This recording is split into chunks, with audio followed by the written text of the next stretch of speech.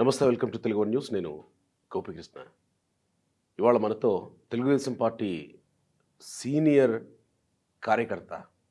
ప్రతిసారి నాయకులు అని మాట్లాడుతుంటాం, కానీ 1982లో ఎన్టీఆర్ పార్టీ పెట్టినప్పటి నుంచి తెలుగుదేశం పార్టీలోనే ఉంటూ అనేక పదవులు అతి దగ్గరగా వచ్చి మిస్ అయ్యి కార్యకర్తగానే మిగిలిపోయి ఇప్పటికీ ఎప్పటికీ తెలుగుదేశం పార్టీ కార్యకర్తగా, శ్రేయోభిలాషిగా తెలుగుదేశం అధికారంలోకి రావాలని కష్టపడుతూనే ఉంటా అని చెప్పుకునేటువంటి వ్యక్తి మండూరి సాంబశివరావు గారు. వారు మనతో ఉన్నారు, ఆహ్వానిద్దాం. నమస్కారం సాంబశివరావు గారు. నమస్కారం. మీ గురించి చాలా తెలుసు నాకు, కానీ నేను అంతా చెప్పలేను కాబట్టి కొంతవరకు మాత్రమే చెప్పగలిగాను. ముందుగా మనం ఇవాళ తెలంగాణ తెలుగుదేశం పార్టీ పరిస్థితి ఏంటి? ఇన్నేళ్ల సుదీర్ఘ మీ రాజకీయ ప్రయాణంలో తెలంగాణ, ఆంధ్రప్రదేశ్, ఉమ్మడి ఆంధ్రప్రదేశ్లో మీరు తెలుగుదేశం పార్టీ ఉత్థాన పతనాలని అన్నిటినూ చూస్తూ వచ్చారు. ఎన్టీఆర్ దగ్గర నుంచి, చంద్రబాబు దగ్గర నుంచి, ప్రతిపక్షంలో ఉన్నప్పుడు, అధికార పక్షంలో ఉన్నప్పుడు ఈ పరిస్థితులన్నీ చూస్తూ వచ్చారు. తెలుగుదేశం పార్టీకి ఆంధ్రప్రదేశ్లో, ముఖ్యంగా తెలుగు ప్రజల్లో తెలంగాణలో ఉన్నటువంటి పరిస్థితి గతంలో ఎప్పుడూ రాలేదు. మొట్టమొదటిసారి ఈ పరిస్థితి రావడానికి కారణం ఏమనుకుంటున్నారు?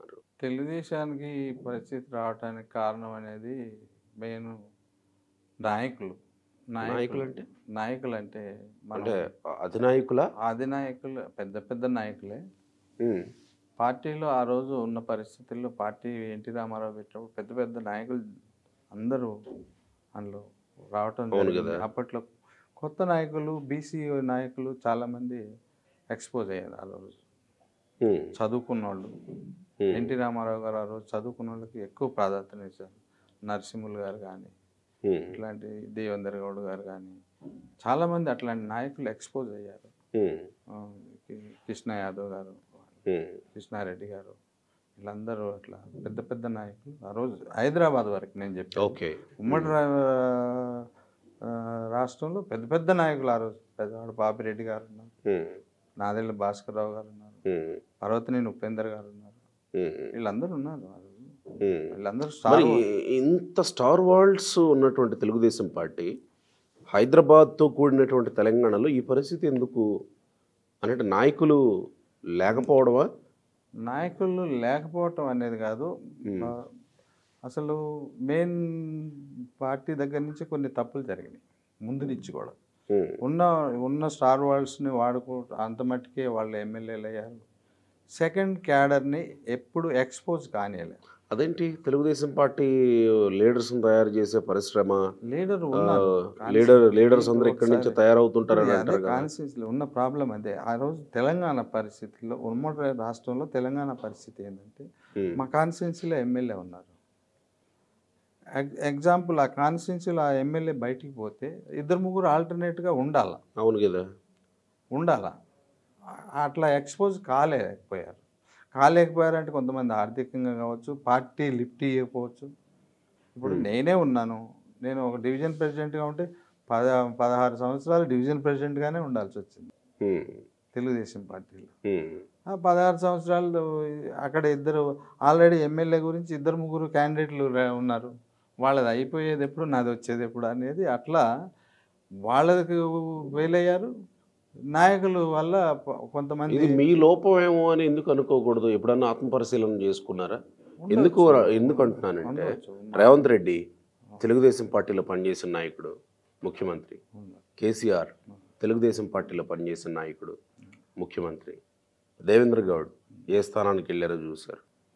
ఇలాంటి స్టార్ వరల్డ్స్ అందరూ రకరకాల పొజిషన్స్లోకి వెళ్తున్నప్పుడు మీలాంటి వ్యక్తులు వెళ్ళలేకపోవడం అంటే మీ వైపు నుంచి ఏమన్నా జరిగిందేమో?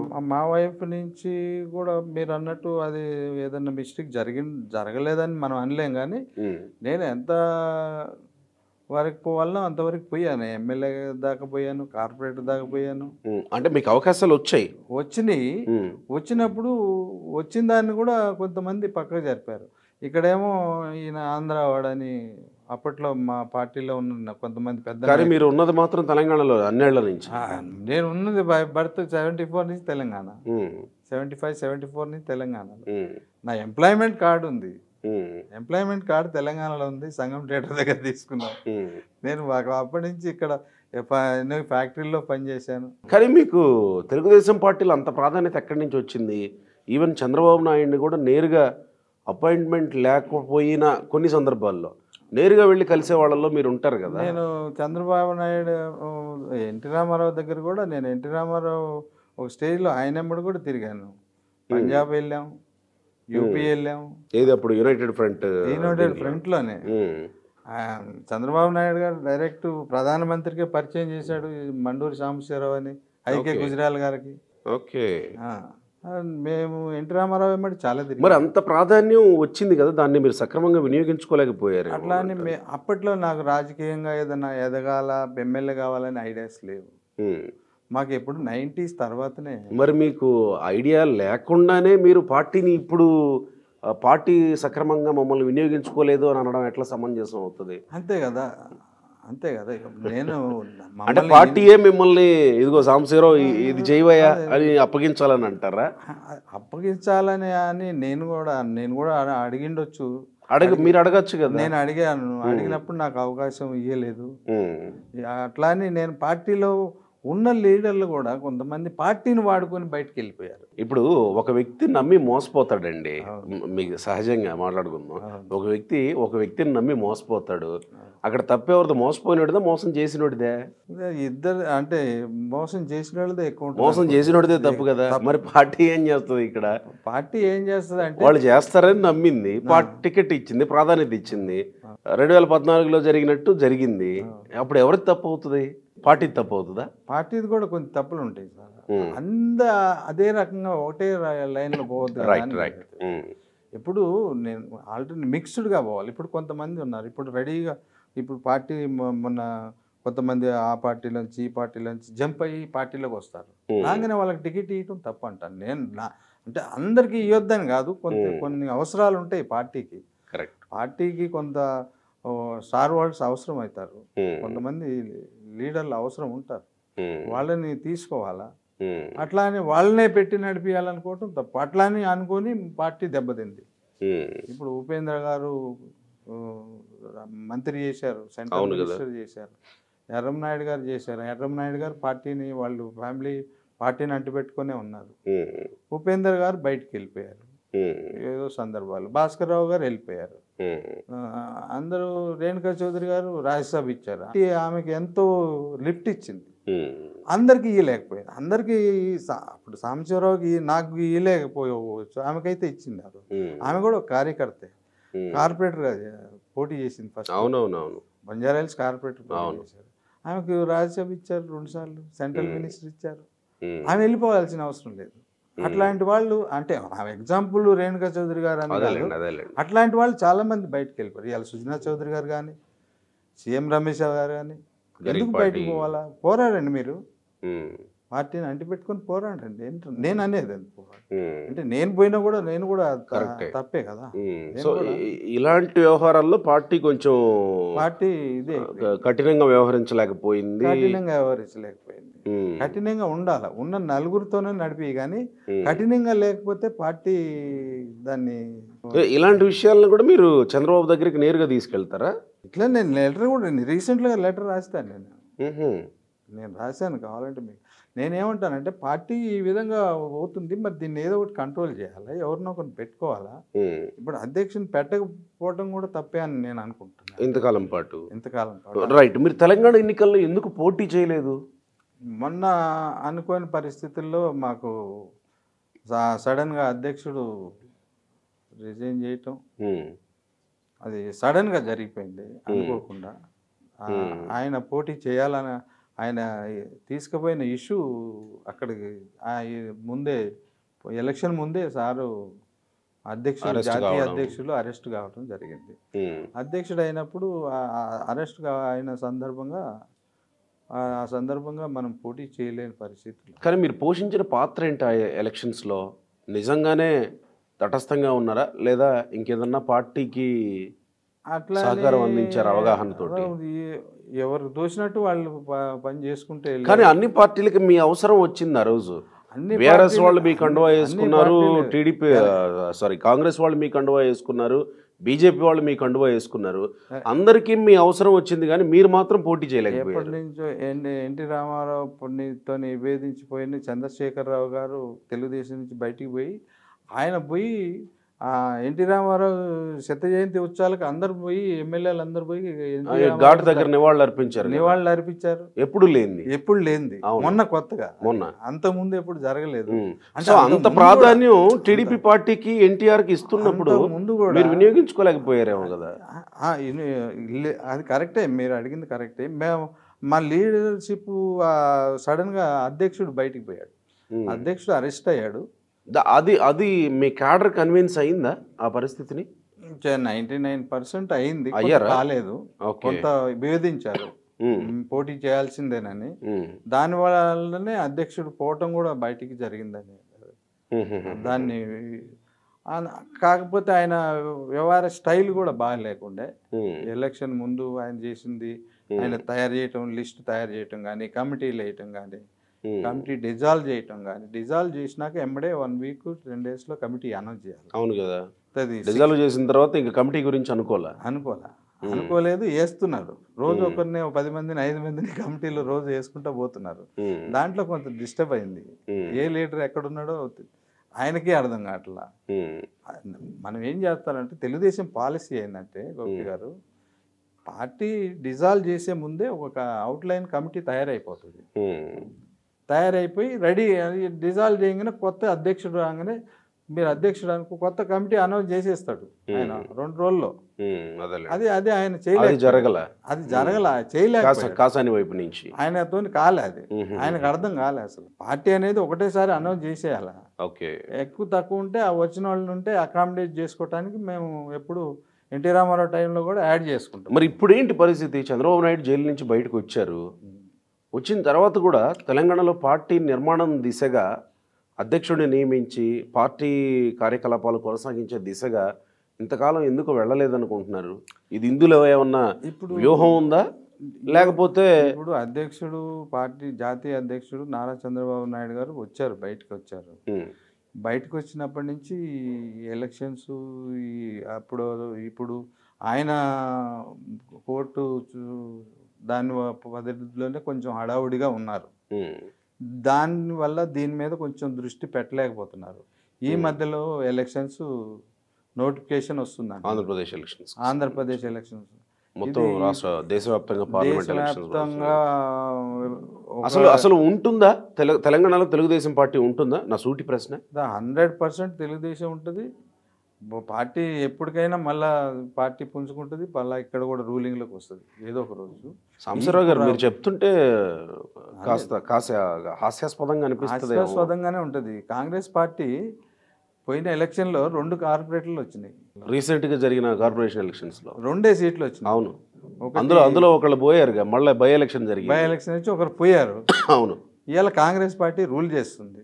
మీరు ఎందుకు అనుకుంటున్నారు తెలుగుదేశం రాదు అని ఎందుకు అనుకుంటున్నారు? ఇప్పుడు రేపు టీఆర్ఎస్ పార్టీ ఉంది, అది డిమాలిష్ అయ్యే పరిస్థితుల్లో ఉంది టీఆర్ఎస్ పార్టీ. ఎందుకంటే అందరూ స్కామ్లలో ఇరుక్కుపోయారు.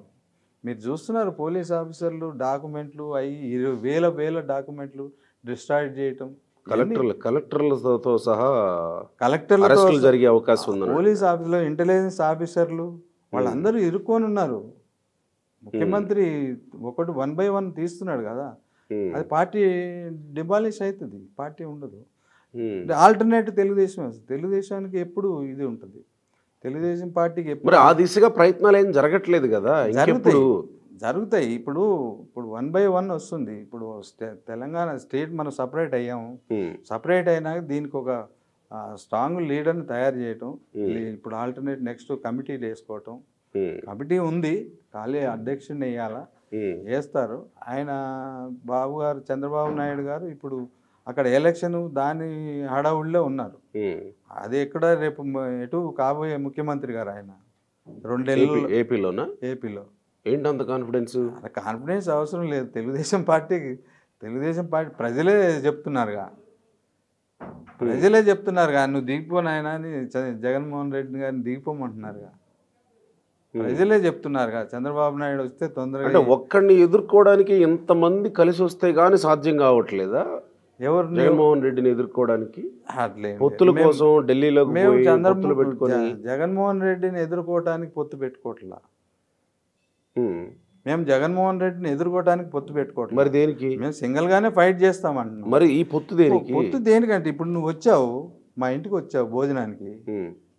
ఓ కాదే లేదు బయటికి బొమ్మలేగా ఉన్న దాంట్లో చదువుకుందాం రా అంటాం. ఏంటి ఇప్పుడు బీజేపీ మీరు కావాలని మీ దగ్గరకు వస్తామంటుందా? వచ్చిందిగా, వస్తేనే కదా. లేకపోతే చంద్రబాబు నాయుడు గారు పోయి రోజు మోడీ గారి దగ్గర కూర్చొని నేను బీజేపీకి ఏంటి అవసరం? బీజేపీకి ఏం లేదు కదా అక్కడ. చంద్రబాబు నాయుడు ద్వారానే ఏదైనా రావాలా, జనసేన ద్వారానే ఏదైనా వాళ్ళు ఎస్టాబ్లిష్ కావాలా బీజేపీ ఆంధ్రాలో కావాలంటే. అందుకే బీజేపీ మీతో వస్తామని అంటుందా? అంతే. నేను నా పర్సనల్ నాలెడ్జ్ నేనైతే చూస్తుంది అంతే, ఆడ ఏం లేదు బీజేపీ. కానీ ప్రచారం అంతా ఇంతే జరుగుతుంది కదా. ప్రచారం నేను ఒక్కడిని నన్ను ఎదుర్కోలేక ఇంతమంది ఏకం అవుతున్నారు అనేది కదా జగన్మోహన్ రెడ్డి ప్రచారం చేసుకోవడానికి. అట్లనే చెప్తారు. జగన్మోహన్ రెడ్డి ఎదుర్కోవటానికి తెలుగుదేశం ఒకటే సరిపోద్ది. కానీ వచ్చిన వాళ్ళని మనం కాదు అనకూడదు కదా. మన ఇంటికి వచ్చిన వాళ్ళని మనం ఎప్పుడైనా కాదు అనకూడదు. అందుకే మనం మరి అదే పొత్తు తెలంగాణలో కూడా పార్లమెంట్ ఎలక్షన్స్ లో పొత్తుతో వెళ్ళే అవకాశం. తెలంగాణ గురించి అంత ఇది లేదు, తెలంగాణలో పోటీ చేసే ఐడియా కూడా లేదు ప్రస్తుతానికైతే. ఇప్పుడు పోటీ చేయొచ్చు కదా. ఇప్పుడు ఆంధ్రప్రదేశ్లో పొత్తుల్లో ఉన్నాయి, ఎంపీ సీట్లు అందరూ కలిసి పోటీ చేస్తా ఉన్నారు. తెలంగాణలో కూడా టీడీపీ కొన్ని సీట్లు అడగొచ్చేమో కదా. ఇప్పుడు మా కమిటీ అధ్యక్షుడు లేడు, ఇప్పుడు ఆయన్ని పోయి ఇక్కడ పోటీ చేసామనే పరిస్థితి కాదు. ఇప్పుడు ఆయన ఫస్ట్ ఆఫ్ ఆల్ నిర్మాణం లేదు, ప్రస్తుతానికి నిర్మాణం సరిగా లేదు. ఆ నిర్మాణం ఉండాలి, ఆర్థికంగా ఉండాలి, అంత అన్ని రకాలుగా ఎదుర్కొనేటట్టు ఉండాలి కదా. ఎదుర్కొనేటప్పుడు రెడీ అవుతాం. రేపు నెక్స్ట్ 2029కు రెడీ అవుతాం. ఎందుకులే గత ఎన్నికల్లో టీడీపీ క్యాడర్ అంతా కాంగ్రెస్ కి సపోర్ట్ చేసింది కదా, ఈసారి కూడా ఎవరో ఒకళ్ళకి సపోర్ట్ చేస్తే అయిపోతుందని అనుకుంటున్నారా? కాంగ్రెస్ కి ఏం చేయలేదా? ఖమ్మం నల్గొండ జిల్లాలో కాంగ్రెస్ కి చేసిందంటే కదా. ఒక్కొక్కరు ఒక్కొక్క చోట చేశారు. ఇవాళ హైదరాబాద్ అంతా బీఆర్ఎస్ గెలిచింది, అవును, ఒక చోట బీజేపీ గెలిచింది. బీజేపీ దగ్గర తెలుగుదేశం ఓటర్లు లేరా? పార్టీ అధిష్టానం మిమ్మల్ని ఏం ఆదేశించలేదా పలానా పార్టీకి చేయండి ఇట్లా? ఆదేశించే పరిస్థితుల్లో కూడా లేదు. ఆయన పోయి కలిసి అడిగే పరిస్థితి కూడా లేదు మాకు. ఆయన పోయి అడిగి, సో మీరు మీ విచక్షణాధికారం ప్రకారం ఎవరైతే బాగుంటుందని అట్లా. రాజేష్ సింగ్ ఉన్నాడు, మా తెలుగుదేశం కార్పొరేటర్ ఆయన. అవును, కొంతమంది ఆయనకే సపోర్ట్ చేశారు. అట్లా అన్ని పార్టీలకి సపోర్ట్ చేశారు. అన్ని పార్టీలకి సపోర్ట్ చేశారు. నేను ఇందాక మొదట్లో అన్నట్టు అన్ని పార్టీలు మీ జెండా వేసుకున్నాయి కాబట్టి అందరూ మా కండ వేసుకున్నారు. అందరూ ఎన్టీ రామారావు కావాలనుకున్నారు. ఎన్టీ రామారావు స్టాచ్యూ పోయి అందరూ దండలు వేసి వచ్చారు. తెలుగుదేశం కండ వేసుకున్నారు కొంతమంది ఎమ్మెల్యేలు. మీకు తెలియదు ఏముంది. ఒక ప్రశ్న సూటిగా అడుగుతాను. తెలుగుదేశం పార్టీకి ప్రస్తుతానికి అధ్యక్షుడు లేరు తెలంగాణలో, అందుకే పోటీ చేయడానికి మేము ఆలోచిస్తున్నాం, పోటీ చేయకపోవచ్చు, ఈవెన్ పొత్తున్నా కానీ పోటీ చేయకపోవచ్చు అని అంటున్నారు కదా. మరి అధ్యక్షుడు లేరని ఇంత కీలకమైనటువంటి ఎన్నికల్లోనే పక్కన ఉన్నటువంటి మీరు పార్టీలో అధ్యక్షుడు లేకుండా నిన్న మొన్న జరిగినటువంటి కార్యక్రమాల్లో ఏదో ట్రేడ్ యూనియన్ నాయకులను వీళ్ళనో ఎవరినో ప్రెసిడెంట్లుగా ఎన్నుకుంటూ వస్తున్నారంటే అధ్యక్షుడు లేకుండా వాళ్ళు ఎందుకు? ట్రేడ్ సెల్, బిజినెస్ సెల్ అదేంటి? ఆ పరిణామం ఎందుకు జరుగుతుంది అట్లా? ఆయన వచ్చాడు, పని చేస్తా అని ముందుకు వచ్చాడు, సరే అని ఆయన ప్రమాణ. అధ్యక్షుడు లేకుండా ఎట్లా జరుగుతాయి సార్? అదేంటి విచిత్రంగా? పొలిట్ బ్యూరో మెంబర్స్ ఉన్నారు, ఆయన తెలంగాణ కోఆర్డినేటర్ ఉన్నారు అందులో. ఓకే, అంటే అలా చేసుకోవడానికి మీరు సమర్థించుకుంటారు? పార్టీలోకి కొంతమంది వస్తున్నారు అంటే వాళ్ళని తీసుకోవడానికి మేము సిద్ధంగానే ఉంటాం. పార్టీలోకి వస్తారు, పదవులు ఇవ్వాలంటే దానికి ఆల్రెడీ ఉండాలి కదా. పాతది డిక్లేర్ అయ్యి ఉన్నాడు, అధ్యక్షుడు డిక్లేర్ అయ్యి ఉన్నాడు. అవునా? ఆయన ఉన్నప్పుడే డిక్లేర్ అయ్యి ఉన్నాడు. ఓహోహోహో. కమిటీ మొన్న ఫామ్ చేసుకుని ఆయన ప్రమాణ స్వీకారం చేశాడు. మరి ఇప్పుడు మీ పార్టీకి తెలంగాణకి కాబోయే అధ్యక్షులు ఎవరు? చాలా మంది ఉన్నారు మా పార్టీలో, చాలా మంది లీడర్లు ఉంటారు. ఎవరైనా కాంగ్రెస్ పార్టీ లాగానా? కాంగ్రెస్ పార్టీ లాగా కాదు, కాంగ్రెస్ పార్టీ లాగా అందరూ ముఖ్యమంత్రి అభ్యర్థులే కదా కాంగ్రెస్ పార్టీలో. తెలుగుదేశం పార్టీలో అట్లా ఉండదు, డిసిప్లిన్ ఉంటుంది కొంచెం. ఓకే, లాయల్ గా ఉన్నవాళ్ళు ఎవరైనా ఇప్పుడు అవుతారు, అధ్యక్షులు అవుతారు. సీనియర్ నాయకులకు అవకాశాలు ఉంటాయా, లేదా బయట నుంచి వచ్చే మాకు అధ్యక్ష పదవి కావాలనే కాసాని జ్ఞానేశ్వర్ లాంటి వాళ్ళకే మళ్ళీ అధ్యక్ష బాధ్యతలు? నేను అనుకోవటం ఈసారి సీనియర్ నాయకులకే ఎవరికొకరికి అప్పచెప్తారనిపిస్తుంది. మోస్ట్ ప్రాబ్లీ నాకు తెలిసి ఖమ్మంలో కూడా చాలా మంది ఉన్నారు, కూరపాటి లాంటి వాళ్ళు. అట్లాంటి వాళ్ళని ఎవరినైనా పిలిచి పర్సనాలిటీస్ ఉన్నాయి అప్పు చెప్తారు వాళ్ళు. సో మీకైతే హోప్ ఉంది, నిరీక్షణ ఉంది. 100% ఉంది. తెలంగాణలో మళ్ళీ 2029కి మేము రెడీ అవుతాము. ఆ దిశగా ఏమన్నా మీకు ఆదేశాలు వచ్చాయా? ఆదేశాలు లేవు, ఆదేశాలు రావాల్సిన అవసరం లేదు. రాజకీయం చూస్తూ వస్తున్నాం మేము కూడా 82 నుంచి చూస్తూనే ఏ పార్టీ. కానీ అంతకాలం పాటు వెయిట్ చేయాలంటే ఇప్పుడున్నటువంటి రాజకీయాల్లో సాధ్యం కాదు కదా సాంబశివరావు గారు. ఉన్న వాళ్లే వెళ్ళిపోయే అవకాశం ఉంటుంది, ఉన్న క్యాడరే వేరే దారులు వెతుక్కునే అవకాశం ఉంటుంది. కాంగ్రెస్ పార్టీ 10 ఏళ్ళ నుంచి వెయిట్ చేసింది. కాంగ్రెస్ పార్టీ 10 ఏళ్ళ నుంచి వెయిట్ చేసింది కదా. మేము గతంలో 5 ఏళ్ళు అక్కడ రూల్ చేశాడుగా. 5 ఏళ్ళ నుంచే లేదు తెలుగుదేశం పార్టీ. మొన్నదాకా అది ఆంధ్రాలో రూల్ చేశాడుగా. అది ఆంధ్రాకి సంబంధించి అక్కడ ఉంటే ఇక్కడ ఉన్నట్టే, మేము కూడా ఇక్కడ ఉంటే అక్కడ ఉన్నట్టే. ఏదో అక్కడ ఇక్కడ నాయకులు ఇది చేస్తూ ఉంటారు. నిజంగా Chandrababu Naidu arrest impact BRS party ఓడిపోవటంలో ఉంది అని మీరు అనుకుంటున్నారా? ఉంది, అది చెప్పగలుగుతాం. కానీ సిటీలో ఎక్కడ కనపడలేదు కదా. సిటీలో కనపడలేదు, కానీ సిటీలో ఒక పని కనపడలేదు. ఉంటుంది, ఎఫెక్ట్ ఉంటుంది. ఎందుకంటే జగన్మోహన్ రెడ్డి గారు, కేసీఆర్ గారు కలిసి కూర్చోవటం కానీ, వాళ్ళ వ్యవహార స్టైల్ కానీ, రిటర్న్ గిఫ్ట్, ఆ గిఫ్ట్, వాళ్ళు మాట్లాడిన మాటలతోనే వాళ్ళకి ఎఫెక్ట్ అయింది. వాళ్ళు స్వయం కృతాపం అది. అంటే ఒకవేళ చంద్రబాబు నాయుడు అరెస్ట్ ఇంపాక్ట్ ఉంది అనుకుంటే ఇమీడియట్ మీరు చేయాల్సిన స్టెప్ ఏంటి? పార్లమెంట్ ఎన్నికలకు సిద్ధం అవ్వాలా? ఉంది, ఇంపాక్ట్ ఉంది అని తెలిసింది కాబట్టి సిద్ధం అవ్వాలి. ఉంది అని తెలిసినా కానీ పార్లమెంట్ ఎన్నికలకు సిద్ధం కాలేదంటే? నేను అనేది అదే, ఇప్పుడు మాకు ఇంకా అధ్యక్షుడు రాలేదు. ఇప్పుడు పోయి ఆయన మీద ఇప్పుడు మేము చంద్రబాబు నాయుడు మాకు ఫస్ట్ కావాల్సింది ఏంటంటే ఆంధ్రప్రదేశ్ ముఖ్యమంత్రి కావాలి. ఆయన అక్కడ పార్టీ ఎస్టాబ్లిషన్ అయితే ఇక్కడ ఆటోమేటిక్ అయితేనే ఉంటుంది. ఇక్కడ పార్టీ గ్రౌండ్లో పనిచేస్తున్నారు. ఆంధ్రప్రదేశ్లో ముఖ్యమంత్రి అవుతాడని అనిపిస్తుందా మీకు? అది నో డౌట్, అది 100% అయిపోతుంది. మీకు ఇక 2 నెలలు టైం ఉంటుంది అంతే. ఆల్రెడీ 2 నెలలు కూడా ఉందో లేదో. తిరిగారా ఆంధ్రప్రదేశ్లో మీరు? నేను మొత్తం తిరిగా కదా, మొన్న 50 రోజులు ఉన్నా కదా రాజమండ్రి అటు ఇటు. మన భువనేశ్వర్ గారితో కూడా కొంత తిరిగాం. 50 రోజులు అక్కడ ఉన్నాము. ఆయన జైలు దగ్గర తిరిగేటప్పుడు అన్ని సభల్లో పాల్గొన్నాం. ఇప్పుడు కొన్ని సభల్లో మొన్న కూడా పాల్గొన్నాం. చనిపోయిన వాళ్ళకి వాళ్ళ ఫ్యామిలీస్కి ఆదుకుంటుంది కదా మేడం. అవును, నిజం గెలవాలి పేరుతో, నిజం గెలవాలి పేరుతో ఆమె ఇప్పుడు కూడా తిరుగుతుంది. ఆ పార్టీ ఎప్పుడు పని చేసే నాయకులు పని చేసుకుంటూ పోతున్నారు. కొంతమంది ఏదన్నా ఉండొచ్చు వాళ్ళ పరిస్థితి. ఇంతకాలం పాటు మీకు అవకాశాలు రాలేదు అని అంటున్నారు, సరైన పొజిషన్ నాకు రాలేదు అని అంటున్నారు, అసంతృప్తిగా ఉన్నారు అనేది అర్థమవుతుంది. కానీ అదే పార్టీని పట్టుకొని ఇక్కడే ఉంటారు అంటే వేరే పార్టీలో అవకాశాలు రాలేదా? వచ్చింది, వేరే పార్టీ వచ్చింది, అంతగా ఆసక్తి చూపలేదు. టీడీపీని పట్టుకొని వేలాడితే మీకు వచ్చేదే ఉంది సార్. తెలంగాణలో ఇన్నేళ్ల నుంచి మీరు టీడీపీని పట్టుకొని వేలాడుతున్నారు, ఇప్పటివరకు అధ్యక్షుడిని నియమించుకోలేదు, మీకేం పని ఇంకా వేలాడుతూ ఉన్నారు ఇక్కడ పార్టీని పట్టుకొని? అట్లా వేలాడుతున్నారంటే తెలుగుదేశం అంటే అభిమానం ఒకటి. అంటే మీలాగా అందరూ ఉండరు కదా, ఇప్పుడు అందరూ ఉండాలని రూల్ ఏం లేదు. మీలాగా అందరూ ఉంటేనే కదా గెలుపు, లేకపోతే పార్టీ పటిష్టం సాధ్యం అయ్యేది. అట్లానే అందరూ ఉండాలని రూల్ లేదంటున్నా కదా. కొంతమంది ఉంటారు, కొంతమంది పార్టీ ఇవాళ ఇప్పుడు తెలుగుదేశం పార్టీలు కొంతమంది ఎట్లా ఇప్పటికీ డివిజన్ స్థాయిలోనే ఉన్నారు. వాళ్ళు ఏజ్ అయిపోయింది. 82 నుంచి కూడా వాళ్ళు కూడా అంటిపెట్టుకునే ఉన్నారు, పెట్టుకునే ఉన్నారు. మరి అలాంటి పార్టీ గమనించాలి. మా దగ్గర గోపాల్ అని గోపి అని ఉన్నాడు బేగంపేటలో. ఆయన డివిజన్ సెక్రటరీగానే ఉన్నాడు ఈ రోజు వరకు, 82 నుంచి. ఆయన ఏజ్ అయిపోయింది, ఆయన పిల్లలకు పెళ్లి లేరు, మనవాళ్ళు మనవరాళ్ళు. ఇప్పుడు అమెరికా పోతున్నాడు వస్తున్నాడు అట్లా బేగంపేటలోనే.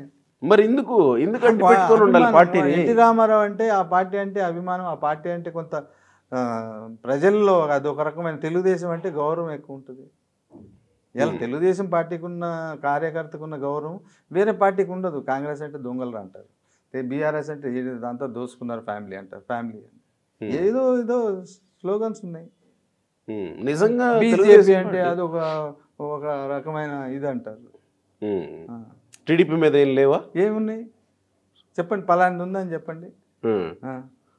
అంటే వ్యక్తిగతంగా ఉన్నాయి, పార్టీ పరంగా ఏం చేసింది అనేది కాకుండా స్కామ్లు స్కీముల గురించి పెద్దగా ఎవరు మాట్లాడరు. కానీ స్కామ్లు ఏం వ్యక్తిగతంగా చంద్రబాబు నాయుడు ఎన్టీఆర్కి వెన్నుపోటు పొడిచాడని, ఇలాంటివి మాట్లాడుతూ అది ఉంటారు ఒకటి టీడీపీ తప్ప అది విత్ ఇన్ ద పార్టీ వాళ్ళ సంసారంలో ఏం జరిగింది అనేది మనకు అనవసరం కదా సార్. ఎన్టీఆర్ బ్యాక్ స్టాపింగ్ చేశారు, చంద్రబాబు నాయుడు, అది తప్ప ఇంకేది మా స్కామ్ అన్నారు కదా దాన్ని. ఒక్క మాట అడుగుతాను, దాన్ని స్కామ్ అన్నారు కదా. ఎగ్జాక్ట్లీ నేను అదే అన్నాను. వాటి గురించి మాట్లాడగా వీటి గురించి మాట్లాడుతూ ఉంటారు. నేను వ్యక్తుల్ని విమర్శించేలా మిమ్మల్ని రెచ్చగొట్టడం నా ఉద్దేశం కాదు, కానీ కొడాలి నాని లాంటి వాళ్ళు మొన్న మాట్లాడుతూ, సరే గతంలో ఆయన ఏం మాట్లాడాడో అందరికీ తెలిసిందే. మొన్న రీసెంట్గా మాట్లాడుతూ ఆయన తెలుగుదేశం పార్టీలో ఉన్నటువంటి ఇప్పుడు తండ్రి కొడుకుల్ని కానీ ఓడిస్తే జూనియర్ ఎన్టీఆర్ వస్తాడు, జూనియర్ ఎన్టీఆర్ పార్టీని హస్తగతం చేసుకుంటాడు, అప్పుడే తెలుగుదేశం పార్టీకి ఏమన్నా జవసత్వాలు వస్తాయి అని మాట్లాడు. అంటే జూనియర్ ఎన్టీఆర్ వచ్చేంత వరకు తెలుగుదేశం పార్టీ అలాంటి పరిస్థితుల్లో ఉందా ఇప్పుడు? కొడాలి నాని అన్నట్టు అంటే మీ పార్టీ ప్రోడక్టే కదా ఆయన మాట్లాడుతుంది. కొడాలి నాని గారు మా పార్టీ ప్రోడక్టే. జూనియర్ ఆయన పార్టీ ప్రోడక్ట్ కాదు, యాక్చువల్లీ రెడీమేడ్గా తయారయ్యి జూనియర్ ఎన్టీఆర్గా ఎమ్మడి తిరిగేవాడు. జూనియర్ ఎన్టీఆర్ తీసుకొచ్చి కొంచెం ఎమ్మెల్యే టికెట్ ఇప్పించాడు. ఆయన పార్టీ లీడర్ కాదు, బిజినెస్ మ్యాన్. ఆయనకు అసలు మాట్లాడటం కానీ ఆయన పార్టీ కార్యకర్త కానీ లీడర్ కానీ ఆయన అనుకోవటం తప్పు నాకు తెలిసి.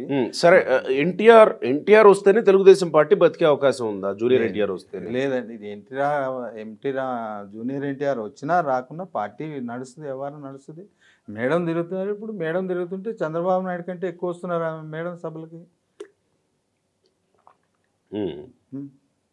చూస్తలేరు, మీరు చూడలేదా? మేము ఎందుకు చూడలేదు? కిక్కిరిసిపోతున్నారు అక్కడ. ఆమె రాజమండ్రిలో మహిళా సభ పెడితే మొత్తం రాజమండ్రి జామ్ అయింది. జూనియర్ ఎన్టీఆర్ రావాల్సిన అవసరం లేదా? జూనియర్ ఎన్టీఆర్ రావాలని ఎన్టీఆర్ ఫ్యామిలీలో ఎవరైనా తిరగవచ్చు సార్. ఎన్టీఆర్ ఫ్యామిలీలో ఎన్టీ రామారావు, ఇప్పుడు భువనేశ్వర్ గారు ఎవరు? ఎన్టీఆర్ కూతురే కదా. ఎన్టీ రామారావు కూతురు కదా ఆమె. మరి ఆమె తిరుగుతుంది కదా. మనోడికి ఆయనకి బాధ్యత ఉంటే వస్తారు, తిరుగుతారు. ఆయనకి బాధ్యత, ఆయన తిరగాలనుకుంటే ఎవరు ఆపుతారు? ఆయన తిరగాలనుకుని అలాంటి ఆలోచనలు ఏమన్నా హరికృష్ణ కుటుంబానికి ఉన్నాయి అనుకోవాలా? అంటే కొడాలి నాని మాట్లాడుతున్నారు గారి కుటుంబం బయట సపరేట్ ఏం లేదు సార్, పార్టీలోనే ఉంది. హరికృష్ణ గారి కుటుంబం బయట ఎక్కడుంది?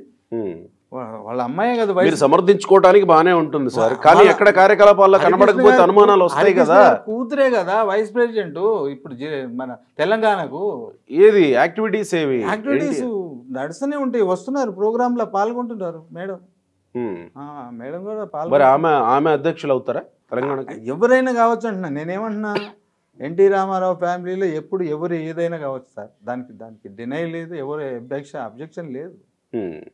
సో మీకైతే హోప్ ఉంది అంతిమంగా? 100% ఉంది, దాంట్లో డౌటే లేదు. రైట్. ఇలాంటి పరిస్థితుల్లో కూడా నిరీక్షణ పెట్టుకొని మీ పార్టీ కోసం ఎదురు చూస్తున్నారంటే మాకు గొప్ప విషయం. నెలల్లో మా ముఖ్యమంత్రి కాబోతున్నాడు, ఇక్కడ కూడా తయారు చేస్తాడు. ఎవరినన్నా ముఖ్యమంత్రి రేవంత్ రెడ్డిని తయారు చేయలే, కేసీఆర్ని తయారు చేయలే. రైట్, చూద్దాం. అలాంటి దీనికోసం ఎదురు చూద్దాం. Thank you.